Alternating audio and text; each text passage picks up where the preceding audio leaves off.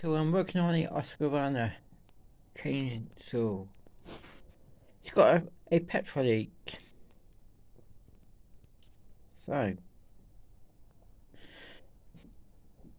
where's the petrol leak coming from? So, you feel the petrol there, okay, and the petrol pipe is right over here.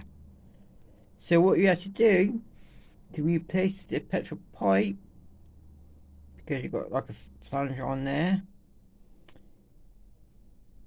you have to split the petrol tank here. So you have to take this out, take this screw out here, and take it all apart to put a brand new petrol pipe in and a petrol filter at the same time. So I'm saying there's an awful lot of work involved. So to take it out completely, you have to undo that screw.